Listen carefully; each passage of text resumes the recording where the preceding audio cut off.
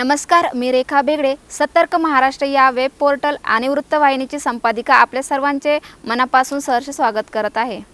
उपयोजित कलेच्या experts talks सेमिनारचे मोठ्या थाटात उद्घाटन झाले. दिनांक 29 डिसेंबर आकुर्डी स्थित doctor D Y. Patil college of applied arts and क्राफ्टने विद्यार्थ्यांसाठी 3 दिवसीय व्यावसायिक कलावंतांच्या एक्सपर्ट टॉक्स नामक मार्गदर्शन शिबिराचे आयोजन केले होते. प्रत्येक दिवशी 2 प्रमाणे 6 नामांकित युवा कलावंतांना यामध्ये निमंत्रित करण्यात आले होते. विद्यार्थ्यांना औद्योगिक व बाजारपेठेतील बदलत्या तंत्रज्ञानाशी जुळवून घेण्याच्या दृष्टीने डॉक्टर डी.वाय. पाटील शैक्षणिक संकुलाचे विश्वस्त Tejas Patil, campus director rear admiral Amit Vikram, कॅम्पसचे वित्त अधिकारी बी.एच. शर्मा यांच्या मार्गदर्शनाखाली महाविद्यालय सातत्याने विविध उपक्रम राबविते, असे प्रतिपादन प्राचार्य जयप्रकाश कलवले यांनी मार्गदर्शन शिबिराचे उद्घाटन करताना केले.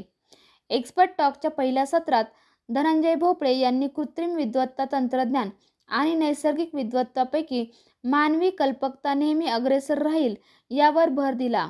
दुसऱ्या सत्रात शंतनू साळुंके यांनी विद्यार्थ्यांना AI वर विसंबून कौशल्याकडे दुर्लक्ष न होऊ देण्याचे आवाहन केले. मार्गदर्शन शिबिर यशस्वी करण्यासाठी अध्यापक वर्ग परिश्रम घेत असून एक्सपर्ट टॉक्सला विद्यार्थीही उत्स्फूर्त प्रतिसाद दिला आहे. माझं बेसिक BFA झाल्यामुळं इलस्ट्रेशन्स किंवा कॅलिग्राफी आणि हँडवर्क याचं महत्त्व खरं तर खूप आहे. ॲडव्हर्टायझिंग मध्ये सगळ्यात जास्त व्हॅल्युएबल गोष्ट असेल तर ती हँडवर्क आहे असं मला वाटतं. कारण बेसिकली जे आपण पाहतो गुगल सर्चवर यावर किंवा बाकी इतर प्लॅटफॉर्मवर ते सगळं रेडीमेड असतं, पण नवीन क्रिएटिव्ह वर्क जे असतं ते स्वतः आपण व्हिज्युअली चांगल्या प्रकारे क्रिएट करू शकतो. त्यामुळे हँडवर्क बेस्ट आहे आणि याच्यासाठीच मला जेवढं माझं त्यात नॉलेज आहे ते विद्यार्थ्यांसोबत शेअर करण्यासाठी इथं आलोय. ओके, नमस्कार. मी जयप्रकाश कलवले, प्राचार्य doctor D Y. Patil college of applied arts and crafts Akurdi, Pune. गेली 2 दिवस आम्ही एक्सपर्ट टॉक हे ठेवलेलं आहे. सेशन आपले हे 3 दिवस चालणार आहेत पुढे. ह्याच्यामध्ये यंग जनरेशनमध्ये जे आता एक्सपर्ट आहेत, जे आपल्या मुलांच्या लेवलला जाऊन ते त्यांच्याशी संवाद साधू शकतील. विविध क्षेत्रामध्ये करिअर काय आहे, ह्या जाहिराती क्षेत्रामध्ये AI आता आलेला आहे, ह्याच्यामध्ये करिअर काय असतात, त्याचे काय आव्हानं आहेत, हे आपल्याला एक्सपर्ट हे मुलांना मार्गदर्शन करतात.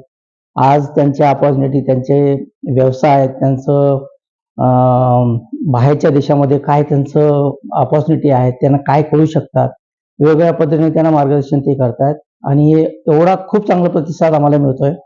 मुलं हे चांगल्या प्रकारे प्रतिसाद देऊन ते एन्जॉय करतात.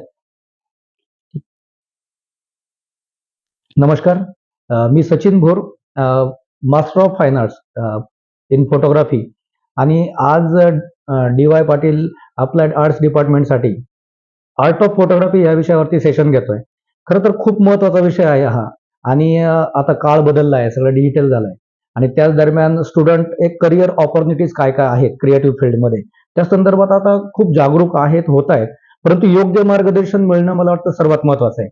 आणि मी खूप मनापासून आभार मानतो आपल्या डिपार्टमेंटचे की ज्यांनी ही एक सुंदर संधी उपलब्ध केली स्टुडंटसाठी की आता येणारा जो काळ आहे तो काळ बदलतो कसा आहे आणि त्यामध्ये फोटोग्राफीचं महत्त्व काय असणार आहे हा माझा खरं तर टॉपिक आहे. क्रिएटिव्हिटी प्रत्येकामध्ये असते, परंतु त्याचं सादरीकरण कसं करायचं याची माध्यमं प्रत्येकाची वेगळी आहे, बरोबर. जसं की आपण ऍड एखादी बनवू शकतो, कोणी पेंटिंग्स करेल, तसं मी फोटोग्राफी करतो. मग फोटोग्राफी म्हटलं की कॅमेरा घेतला आणि फोटो काढला इथपर्यंतच मर्यादित न राहता त्याच्यामध्ये आपण सुंदर सुंदर कॉन्सेप्ट कशा तयार करू शकतो आणि त्याच्यामधून आपण आपलं मन कसं व्यक्त करू शकतो किंवा आपल्या मनात असलेली जी भावना आहे ती किती सुंदरपणे व्यक्त करता येते. मला असं वाटतं याचं एक सुंदर माध्यम म्हणजे फोटोग्राफी. कॅमेरा फक्त एक टूल आहे, परंतु त्याची मांडणी आपण इथून करतो आणि फोटोग्राफर हा त्या कॅमेऱ्यात नाही तर त्याच्या पाठीमागे असणाऱ्या व्यक्तीतला तो जो कलाकार आहे तो आहे फोटोग्राफर. आज डी.वाय. पाटील कॉलेजचं हे अप्लाइड डिपार्टमेंट आहे आणि इथून अनेक नवोदित कलाकार पुढे येणार आहेत. त्यांच्यासाठी किती सुवर्ण संधी आहेत आपल्या पुढे कलात्मक क्षेत्रामध्ये याची मांडणी मी आज करेल आणि फोटोग्राफी सुंदर आणि सोप्या पद्धतीने कशी केली जाईल, एक पोर्ट्रेटला कशा पद्धतीने मांडायचं याची ही मांडणी असणार आहे. तर नवीन नवीन करिअर सगळ्यांना समजतील हीच मी अपेक्षा करतो. धन्यवाद. कृपया आपण माझ्या पोर्टल व वृत्तवाहिनीला सबस्क्राईब करा. बेल आयकॉनचे बटन दाबून चालू घडामोडी पाहायला विसरू नका.